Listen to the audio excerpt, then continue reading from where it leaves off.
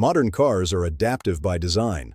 That means they constantly learn from how you drive. If your driving is mostly short trips, light throttle, cold starts followed by immediate shutdowns, the car enters a protective mindset. Throttle response softens. Gear changes prioritize comfort. Power delivery becomes conservative. Not because something is broken, but because the system is trying to protect itself. This is why some people swear their car feels faster after a long highway drive. It's not imagination. The systems have finally exited protection mode. Engine temperatures stabilize. Sensors agree with each other. Throttle mapping becomes more direct. The car gives back power it was previously holding. Another massive and underestimated power killer is low battery voltage. Modern engines rely on stable electrical systems. Weak batteries cause sensors to behave inconsistently, throttle response to soften, and systems to enter safety strategies.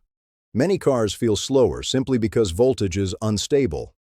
Replacing or properly charging a battery doesn't sound exciting, but it often restores lost performance across the entire vehicle. Now let's talk about habits, because habits matter more than most people realize. Constant short trips prevent full warm-up. Cold acceleration forces protective fuel and timing strategies. Never allowing the engine to operate at optimal temperature keeps power limited. None of this triggers a warning light. The car simply feels lazy, and most drivers accept it as normal. When you change these habits, the car responds.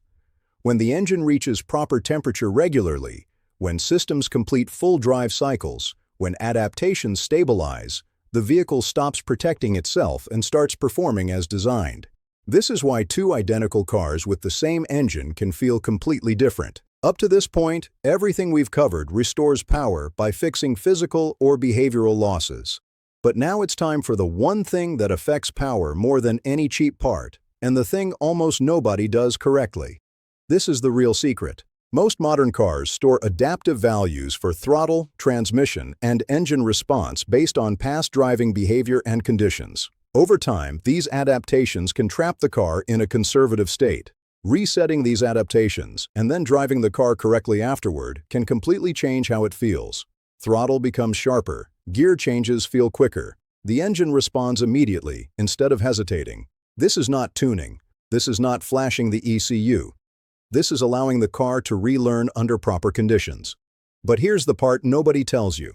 A reset alone is useless if you don't change what happens next. If you reset adaptations and immediately return to lazy driving, the car learns the same behavior again.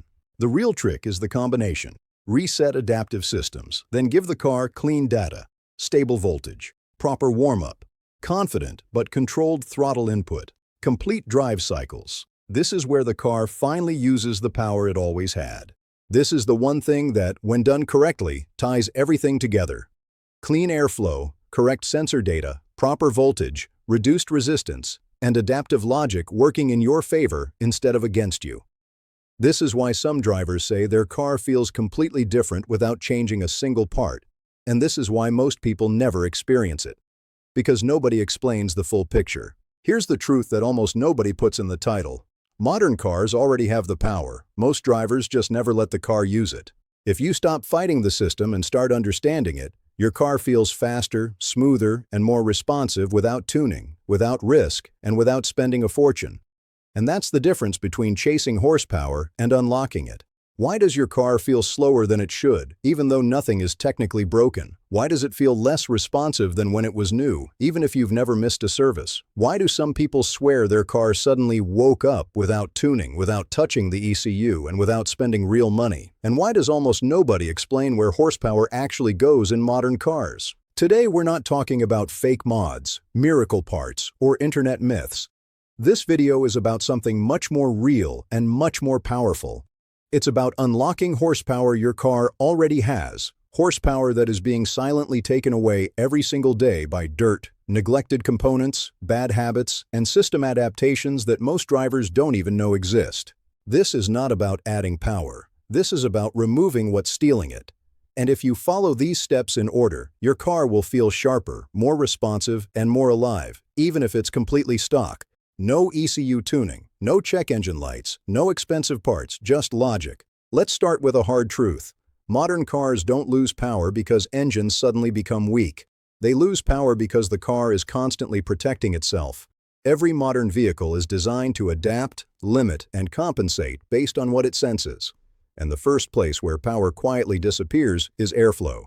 A dirty or restricted air filter doesn't just reduce airflow, it changes how the engine breathes, how fuel is injected, and how aggressively the throttle responds. Many cars are already down several horsepower simply because the engine cannot breathe the way it was designed to.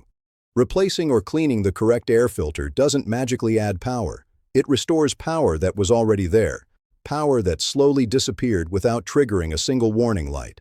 But airflow doesn't stop at the filter. One of the biggest hidden power killers in modern cars is the mass airflow sensor. This small component tells the engine exactly how much air is entering the system. When it gets dirty, even slightly, the engine receives incorrect data. The result is a mixture that's not optimal, a throttle response that feels delayed, and an engine that quietly limits itself to stay safe. Cleaning a mass airflow sensor costs a few dollars and takes minutes, but the effect can be immediate. Throttle response improves. Acceleration feels cleaner. The car stops hesitating. You didn't add horsepower. You stopped lying to the engine about how much air it's getting. That's why this topic keeps going viral. Then there's the throttle body. Over time, carbon buildup prevents the throttle plate from opening smoothly and fully. The ECU compensates by softening throttle input, which makes the car feel slower than it actually is. Cleaning the throttle body doesn't change official power numbers, but it removes resistance between your foot and the engine. The result is a car that reacts when you ask it to, instead of thinking about it first. Now let's talk about something almost nobody associates with power: tire pressure. Incorrect tire pressure increases rolling resistance. That resistance forces the engine to work harder to achieve the same acceleration.